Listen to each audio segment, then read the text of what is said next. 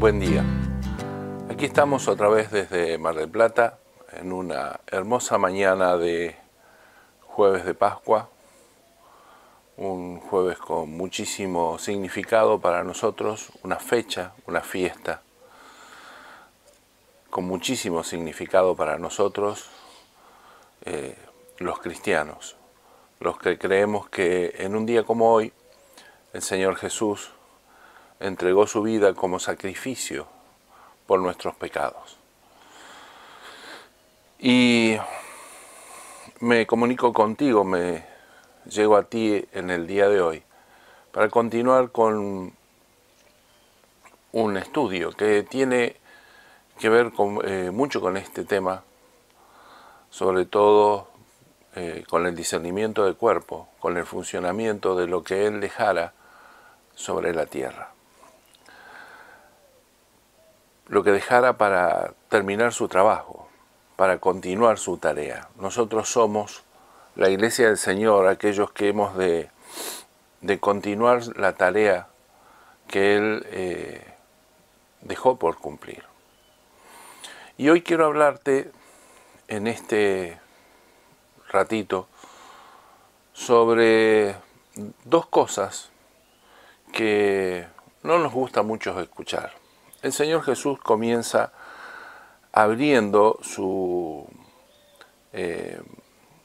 relato de este último tiempo en Mateo 24 con una advertencia que luego también tomará Pablo alguna vez para decir: mirad que nadie os engañe.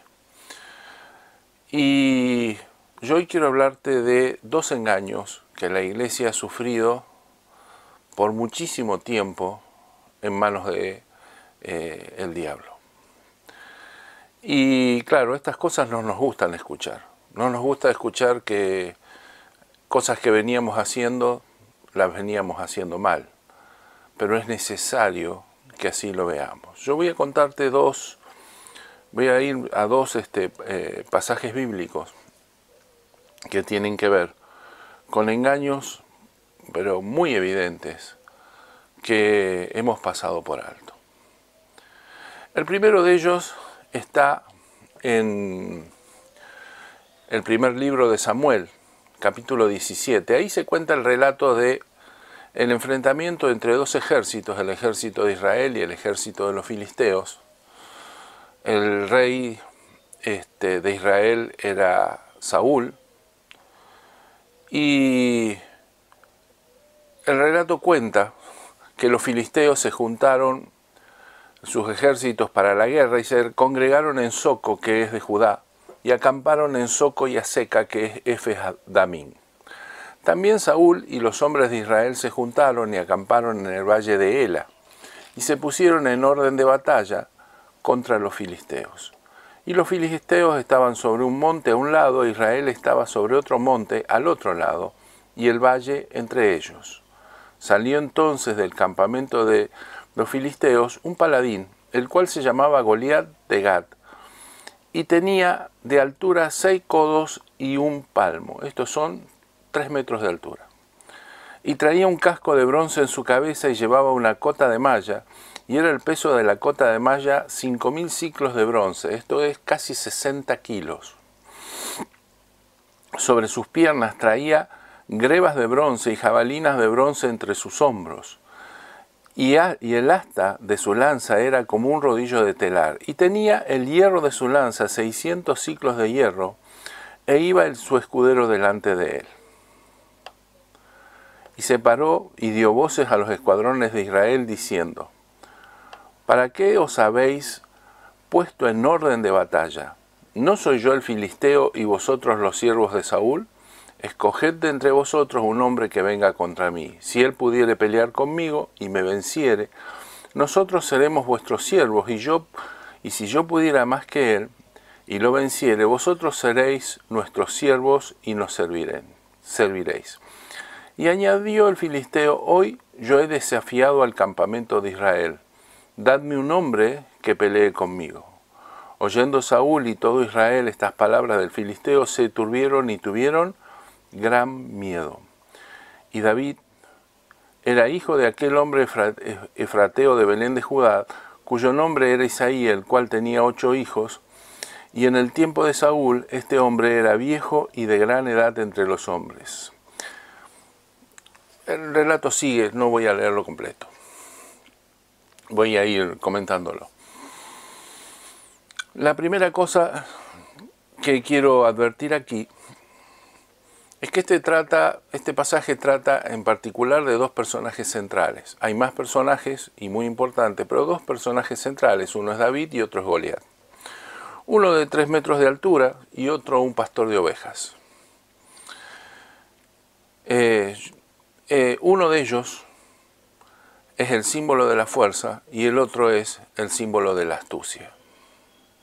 Normalmente cuando pregunto esto a las congregaciones, ¿cuál es cuál?, me dicen que la fuerza está del lado del que tiene 3 metros y la astucia del pequeño o no sabemos, pero seguro que mucho más pequeño que Goliat, pastor de ovejas, jovencito en ese momento, con su primera intervención sirviendo al Señor, era el astuto, que tomó 5 piedras para vencer al gigante. La realidad es que yo quiero mostrarte que esto es totalmente al revés. Que en realidad el fuerte fue David, que era astuto también, pero el astuto y engañador fue Goliat. La primera cosa que quiero que veamos es la diferencia de tamaños. Goliat no era un personaje así nomás. Goliat medía 3 metros.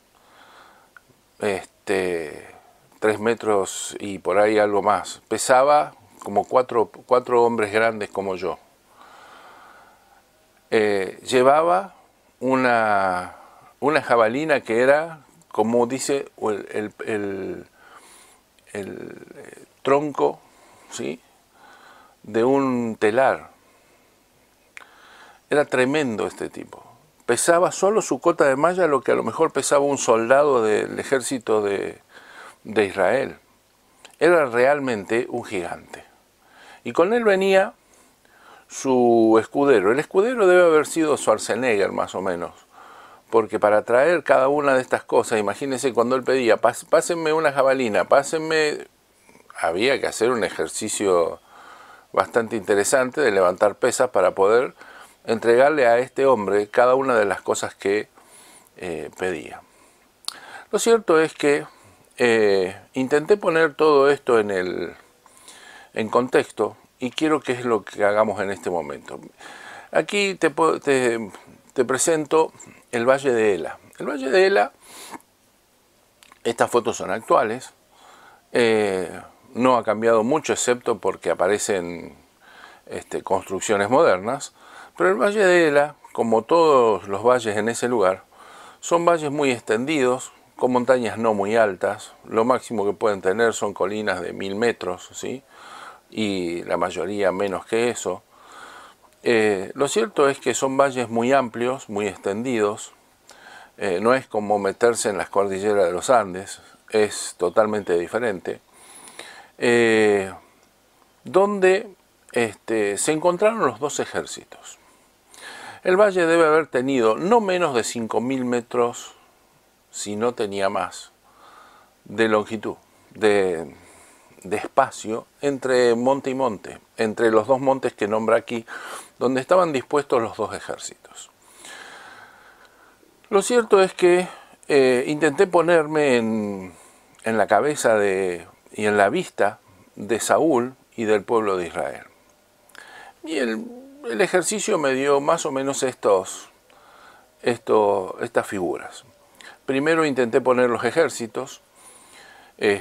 Por supuesto, el ejército desde el cual estoy mirando, que es desde el monte donde estaba el ejército de Israel, fue fácil poner y ubicar el ejército.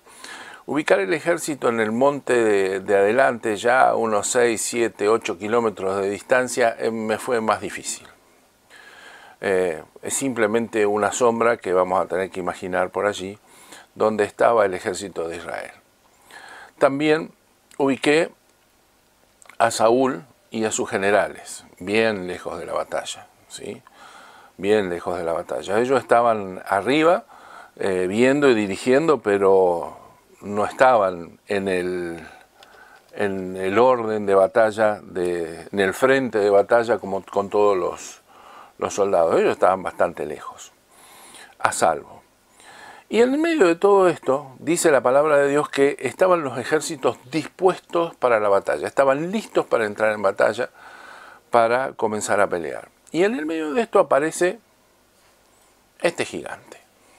Aparece Goliat y su escudero. Claro, no como una montaña. Por más gigante que digamos, yo quise ponerlo ahí en perspectiva, y no es esta montaña. En realidad, lo tuve que poner ahí en el medio del valle, y es ese punto que estás viendo en este momento. O sea que lo que quiero decir es que, puesto en perspectiva, primero, el ejército de Israel no lo tenía exactamente enfrente. Segundo, no lo veía como un gigante. Segundo, que Saúl tampoco podía verlo. No podían distinguir ninguna de las cosas que estamos viendo, sino porque alguien que estaba en ese lugar o alguno que estaba muy adelantado viniera y se lo contara. Eso no hacía que Goliat sea más chiquito, pero en perspectiva quiero que entiendas cuál es la situación. Yo imagino a Goliat viniendo y desafiando al ejército de Israel, y parándose frente a todos ellos y viendo la contraparte de esto. La contraparte de esto es que él veía lo mismo que veía el ejército de Judá, al otro ejército listo para entrar en batalla. Y cuando él se paraba ahí con su escudero, imagino su diálogo más o menos así. Mira, si estos tipos se avivan, si estos giles se dan cuenta, deja todo y corre lo más rápido que puedas. Porque, a ver, ¿de qué manera un gigante de 3 metros podía vencer a un ejército? Era imposible. Imposible que venciera a un ejército de miles. Solamente en la cabeza de un enajenado y un ejército guiado por un enajenado puede entrar en el pánico que entró este ejército cuando Goliat le presenta lo que le presenta, ¿sí? ¿Y qué es lo que Goliat hace? ¿Por qué digo que Goliat era el astuto? Porque Goliat se presenta y les propone un cambio de reglas de la guerra. Dice, no soy yo el filisteo y ustedes el ejército de Saúl. Dice, ¿por qué no me mandan uno que pelee conmigo mano a mano? Cambiamos las reglas de juego. ¿Para qué se van a enfrentar ejército contra ejército? ¿Para qué va a morir tanta gente? Si yo venzo, ustedes no sirven. Si alguno de ustedes me vence, nos sirven a nosotros. Y mire, no solo que tomaron esto como posible, estuvieron 40 días como perros con la cola entre las patas, atemorizados por este gigante que salía día tras día a decirle la misma mentira. Hasta que aparece David. David primero era astuto, era inteligente, ¿sí? Era osado, ¿sí? Todo lo que sabemos de David. Y no minimizo con esto lo que David hizo. David dijo, ¿qué le iban a dar al que venza el gigante? La hija del rey, los impuestos pagos para él y su familia. Estos no se dan cuenta con quién están tratando. Así que se fue, tomó 5 piedras, no aceptó nada de lo que Saúl le ofreció y se presentó ante Goliat. La historia la conocemos. Goliat lo trató como un perro, pero él se presentó como el fuerte, no como el astuto. La astucia ya la había usado con Saúl y con el pueblo. Ahora se presentaba como el fuerte. ¿Me han mandado un perro?, dijo Goliat. No, dijo David. vos venís no sé en nombre de quién, pero yo vengo con mi papá detrás. Yo soy fuerte porque mi papá, mi Dios, es el que me defiende. Y si te la vas a ver conmigo es porque te la vas a ver con mi papá. Así que, con 5 piedras en la cabeza, no sé cómo él había tejido su estrategia, pero había decidido con 5 piedras cortarle la cabeza. Y al final de la historia, ¿sí?, una sola piedra le bastó para derribarlo, y con la propia espada de Goliat le cortó la cabeza. Y fin de la historia. No, fin de la historia no. Se terminó ahí la historia como Goliat había prometido. Apareció el rey y el ejército de los filisteos diciendo, qué macana, perdimos. Bueno, díganos ahora cómo sigue esto, dónde le servimos. No, porque las reglas de juego de la guerra no pueden ser cambiadas. Porque de ninguna manera la guerra se podía transformar o reducir a un duelo muy desigual, pero un duelo al fin entre dos personas. ¿Qué es lo que el diablo quería? Desarmar al ejército de Israel. Y lo logró por 40 días. Cuando terminó el duelo y le cortó la cabeza al gigante, lo que ocurrió fue la batalla, la que tendría que haber ocurrido desde el primer momento. Ejército contra ejército. Y dice que el ejército de Israel venció al ejército de los filisteos y lo corrió hasta más allá de la montaña. Pero no fue hasta que terminó esta batalla real que la guerra fue ganada. No fue en ese duelo, ni siquiera la ganó David. David lo único que hizo fue abrirle los ojos a la mentira que ellos tenían. Ahora, primer engaño. Vamos a volver sobre este engaño al final cuando concluyamos. El segundo engaño tiene que ver con otro más doloroso todavía. Cuando yo comienzo con el tema de la guerra espiritual y me entero de la guerra espiritual y empiezo a escuchar de qué se trataba, me pasa lo mismo que nos pasó a todos, ¿sí? Y nos entusiasmamos y aparecieron los personajes que aparecieron en ese momento, que prefiero algunos de ellos no nombrar, no traer a mi memoria, porque Dios gastó muchos hombres de Dios para formarme, hermosísimos, ¿sí? Pero también tropecé con cada uno, ¿sí? También tropecé con cada uno.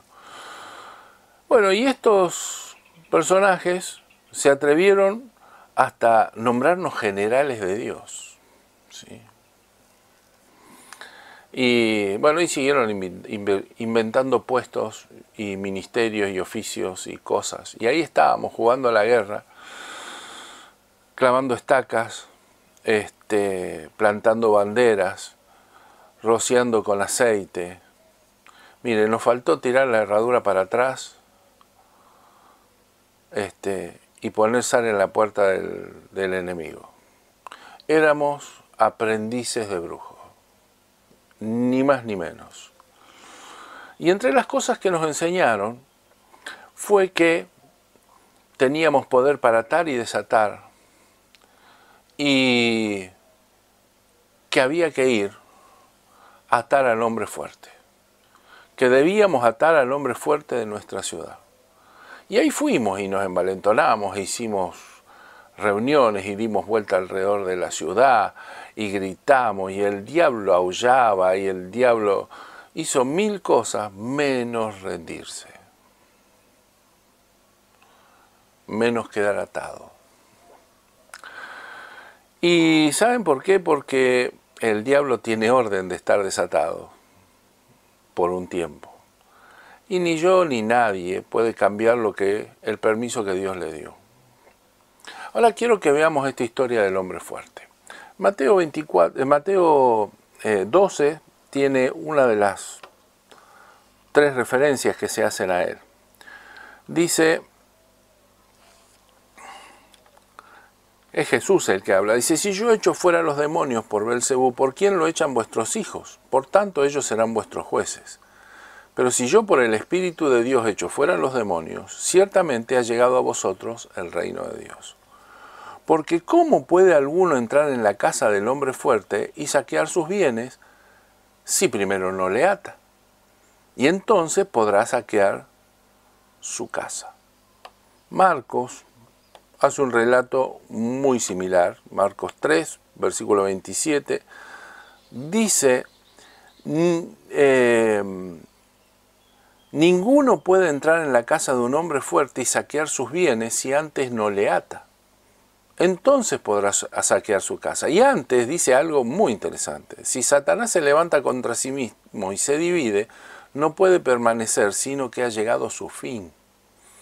Ninguno puede entrar en la casa del hombre fuerte y saquear sus bienes si antes no le ata, y entonces podrá saquear su casa. Y Lucas agrega algo muy interesante. Dice, cuando el hombre fuerte armado guarda su palacio, en paz está lo que posee, pero cuando viene otro más fuerte que él y le vence, le quita todas sus armas en que confiaba y reparte el botín. El pasaje parece claro. Dos actores principales, el ladrón que viene a saquear y el hombre fuerte que defiende su casa. Una historia que vemos normalmente en nuestros diarios. Un ladrón llegó a una casa, entró por la noche, ató a los dueños de casa y saqueó la casa y se llevó todo. Esto lo vemos a diario. Lamentablemente lo vemos a diario. Pero así han obrado los ladrones, o muchos de los ladrones, por mucho tiempo. Ahora, lo que no vemos en los diarios es que digan que el ladrón vino, ató al dueño de casa y se quedó a vivir. Nunca lo vimos. Ahora, yo pregunto, habiendo la posibilidad de identificarse la iglesia con el ladrón o con el dueño de casa, ¿por qué razón decidimos identificarnos con el ladrón? ¿En qué momento, en qué lugar la Biblia dice que la iglesia es ladrona? Que la iglesia viene para llevarse el botín.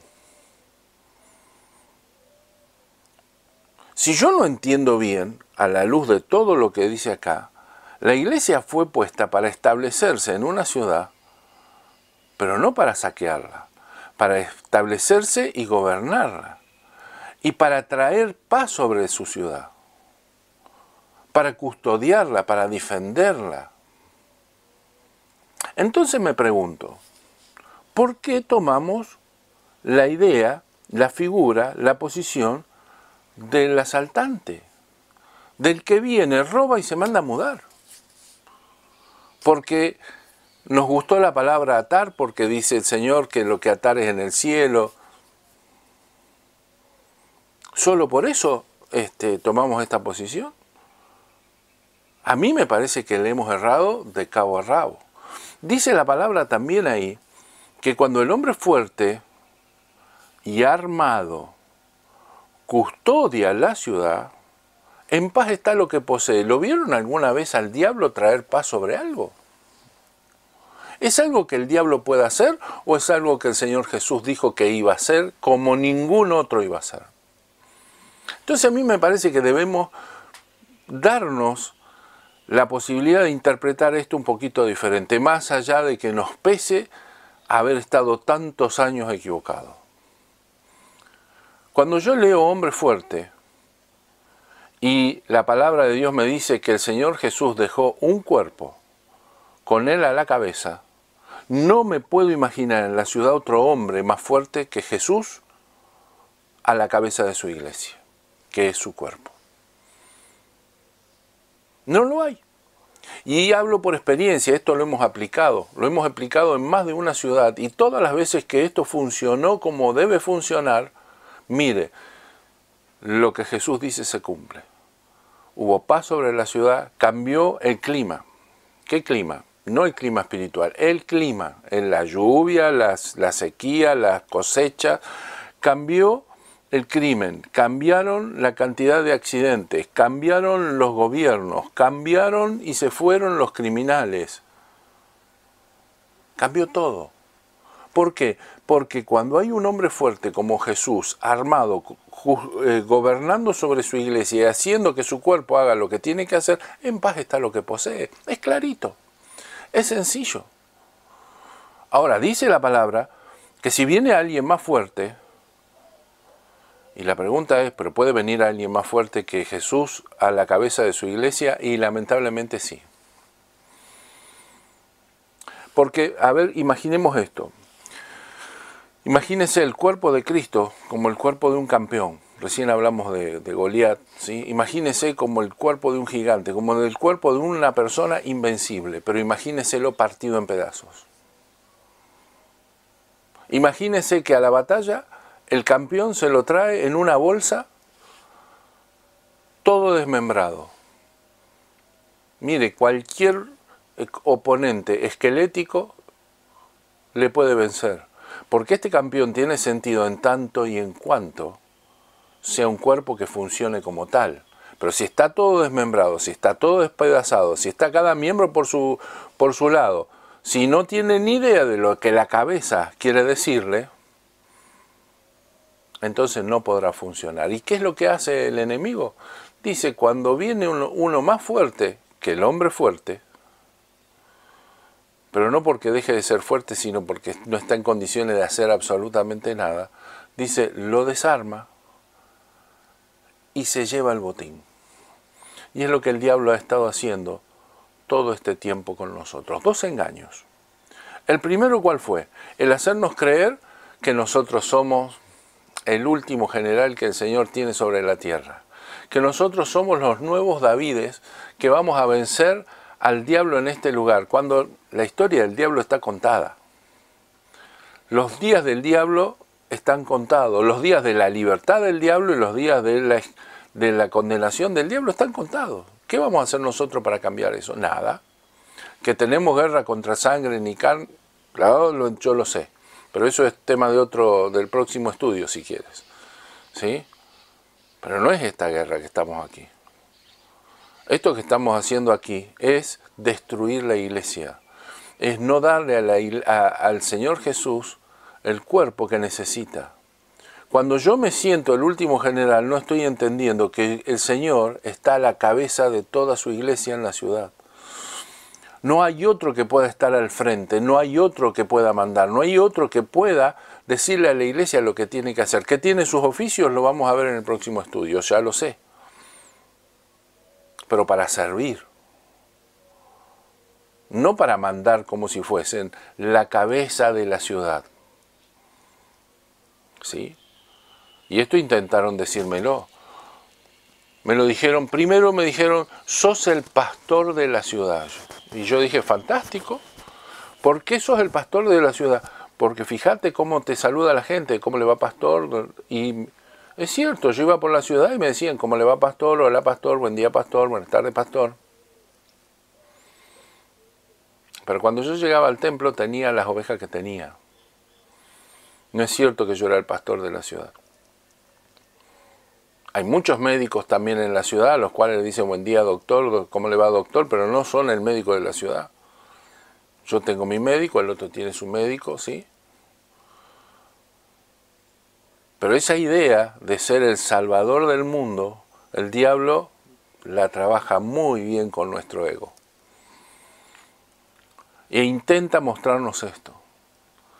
El mismo engaño que con Saúl. Cambiemos las reglas de juego. Nos las vemos vos y yo, ¿sí? Y el que gana toda la batalla. Y esta no es una batalla para ganar una persona. Esta es la batalla que tiene que ganar el hombre fuerte. Esta es la batalla que tiene que ganar Cristo a la cabeza de su iglesia, que es su cuerpo en la ciudad. Te bendigo y te veo en el próximo estudio.